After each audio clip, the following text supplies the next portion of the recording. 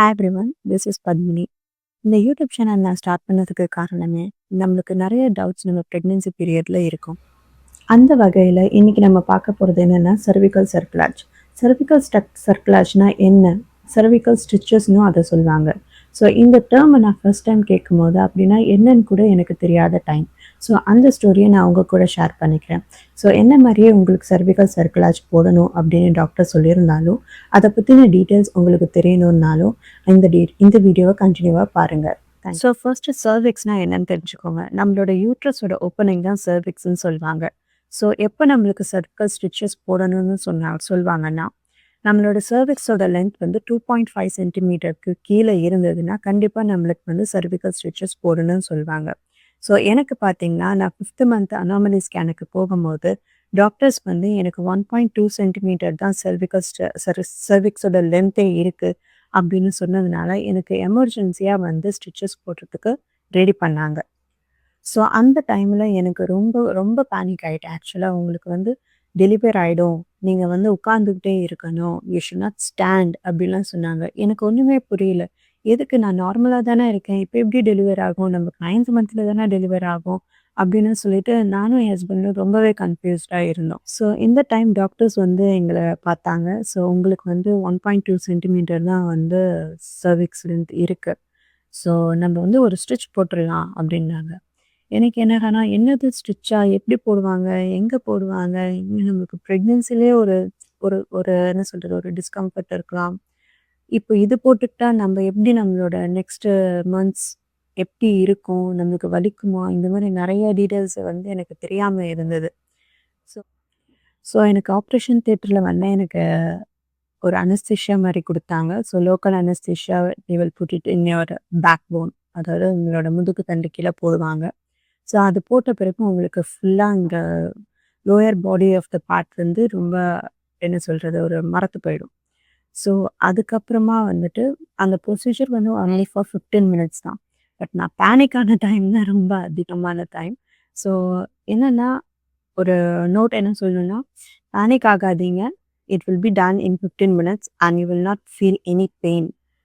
So stitches போட்டு முடிச்சிட்டேன் அப்படின்னு டாக்டர் சொன்னாங்க. ஸோ ஓகே, நம்மளுக்கு வந்து இப்போ வந்து எல்லாமே வந்து மரத்து போயிருக்கு, பட் வந்து கொஞ்சம் டைம் ஆக ஆக you will feel the pain அப்படின்னு நான் நினச்சிட்டு இருந்தேன். பட் அதுக்கப்புறமா நர்சஸ் வந்து என்ன சொன்னாங்கன்னா, உங்களுக்கு பெயின் எதுவும் இருக்காது, but you will have some irritation or some bleeding, நீங்கள் ரொம்ப மூவ் பண்ணக்கூடாது அப்படின்னு சொல்லியிருந்தாங்க. ஸோ ஒன் டே நாங்கள் வந்து டாக்டர் வந்து எங்களை அட்மிட் ஆக சொன்னாங்க. ஸோ அதுக்கேற்ற மாதிரி நாங்களும் ஒன் டே வந்து ஹாஸ்பிட்டலில் தான் இருந்தோம். ஸோ ஆப்ரேஷன் முடிஞ்ச பிறகு I didn't feel any pain, but வந்து கம்ப்ளீட் ரெஸ்ட் இருக்கணும் அப்படின்னு சொல்லியிருந்தாங்க.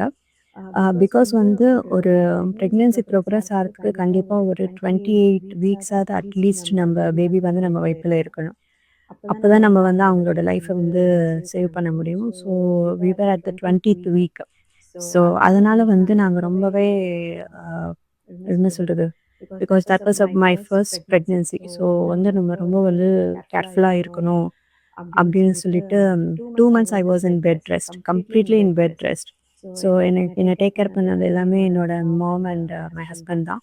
ஸோ நான் வந்து எந்த மூமெண்ட்டும் கொடுக்க மாட்டேன், ஜஸ்ட் நான் வந்து லை டவுன் பண்ணியிருக்கேன். ஜஸ்ட் என்னோட லோயர் பாடி வந்து எந்த ப்ரெஷருக்குமே இது பண்ணக்கூடாது அப்படின்னு சொல்லியிருந்தாங்க.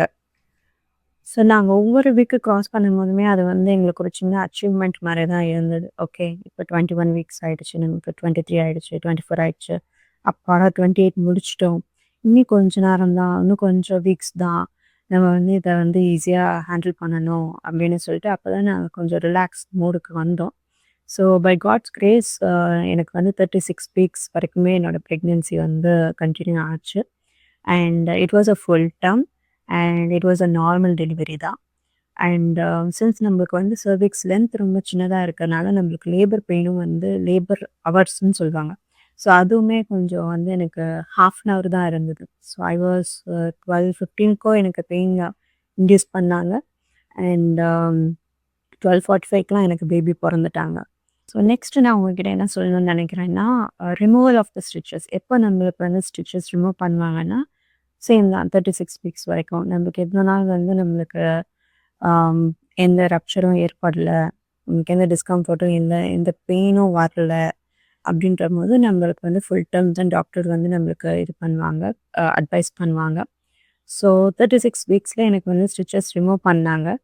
ஸ்டிச்சஸ் ரிமூவ் பண்ணுறது வந்து அனஸ்தீசியா எதுவும் கொடுக்க மாட்டாங்க. They will do it in the treatment room தான். ஸோ நம்ம வந்து எவ்வளோ தூரம் கோஆப்ரேட் பண்ணுறோமோ அதுக்கேற்ற மாதிரி they will remove the stitch இன் 10-15 மினிட்ஸில் முடிச்சுருவாங்க. ஸோ எனக்கு வந்து ஜஸ்ட்டு நான் இன்னைக்கு முடிச்சிடுறோம் அப்படின்ற இன்னைக்கு நாங்கள் எடுத்துடுறோம் அப்படின்ற மாதிரி சொல்லியிருந்தாங்க. ஸோ அது கொஞ்சம் அதாவது பிரிக்கும்போது நம்மளுக்கு கொஞ்சம் வலிக்கும். அதை மட்டும் கொஞ்சம் பொறுத்துக்கிட்டோம்னா நம்ம கோஆப்ரேட் பண்ணோம்னா டாக்டர்ஸ் வந்து ஈஸியாக இருக்கும் அவங்களுக்கும் அந்த ஸ்டிச்சஸ் ரிமூவ் பண்ணுறதுக்கு. So it will be 10-15 minutes. அதுக்கப்புறம் கொஞ்சம் இரிட்டேஷன் இருக்கும். அதுக்கப்புறம் நீங்கள் கொஞ்சம் கேர்ஃபுல்லாக இருங்க. ஸோ இதுதான் நான் வந்து என்னோட cervical stitches பற்றின story, my journey and it's totally based upon my experience. So நீங்களும் என்ன மாதிரியே ஒரு ஃபர்ஸ்ட் டைம் இந்த டேர்ம் கேட்டோன்னே ரொம்ப பேனிக் ஆகிட்டீங்க அப்படின்னா பேனிக் ஆகாதீங்க. It is actually way to prevent preterm delivery. So நம்ம பேபியை சேவ் பண்ணுறதுக்கு தான் இதை வந்து நம்ம ப்ரிகாஷனாக போட்டுக்கிறோம். ஸோ இதை பற்றி நம்ம வருத்தப்பட வேண்டாம். But complete bed rest or வந்து நீங்கள் வந்து ரொம்ப ஹார்ட் ஒர்க் எதுவும் பண்ணக்கூடாது, எந்த வெயிட்டும் தூக்கக்கூடாது. ஸோ இது எல்லாமே உங்களுக்கு டாக்டர்ஸ் அட்வைஸ் பண்ணிடுவாங்க. ஸோ டாக்டர்ஸ் என்ன சொல்கிறாங்களோ அதுக்கேற்ற மாதிரி நீங்கள் நடந்துக்கோங்க. அண்ட் ரொம்ப ப்ரெஷர் போடாதீங்க, ரொம்ப ஸ்டேர் கேஸும் ஏறாதீங்க. ஸோ ஸ்டில் அது ஃபுல் டேர்மாக நம்ம வர வரைக்கும் நம்ம வந்து கொஞ்சம் சேஃபாக இருந்துக்கிறது நல்லது. அண்ட் ஆல்சோ மைல்டாக வாக்கிங் போகலாம் அப்படின்னு எனக்கு டாக்டர் சொன்னாங்க. அது எப்போனா 7th மந்த் கிராஸ் ஆன பிறகு தான் சொன்னாங்க. ஸோ அதுக்கு முன்னாடிலாம் நான் எந்த மூமெண்ட்டுமே நான் கொடுக்கல. ஸோ சர்விக்ஸ் லென்த் வந்து 2.5 சென்டிமீட்டர் கீழே இருக்குது அப்படின்னா stitches are needed and bed rest is needed. And operation பண்ணுறது வந்து ஒரு ஆப்ரேஷன் தியேட்டர் செட்டப்லேயே அப்படியே தான் பண்ணுவாங்க. அண்ட் ரிமூவல் வந்து உங்களுக்கு அனஸ்தீசியா கொடுக்க மாட்டாங்க. அண்ட் ஆல்சோ செகண்ட் ப்ரெக்னென்சிக்கு நம்ம ஸ்டிச்சஸ் போடணுமா அப்படின்னு கேட்டிங்கன்னா எனக்கு போட்டோம்.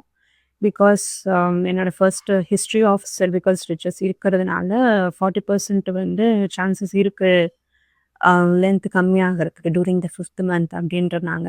ஸோ அரவுண்ட் 14 வீக்ஸ் எனக்கு வந்து 3.2 சென்டிமீட்டர் லென்த் சர்விக்ஸ் லென்த் இருக்கும்போது எனக்கு ஸ்டிச்சஸ் நான் போட்டுக்கிட்டேன். And it was removed. அதே தான் சேம் அகெயின் அட் 36 வீக்ஸ்னால் ரிமூவ் பண்ணிட்டாங்க. டூஸ் அண்ட் டோன்ட்ஸ் என்னன்னு பார்த்துடலாமா சர்விக்கல் ஸ்டிச்சஸ் போட்ட பிறகு?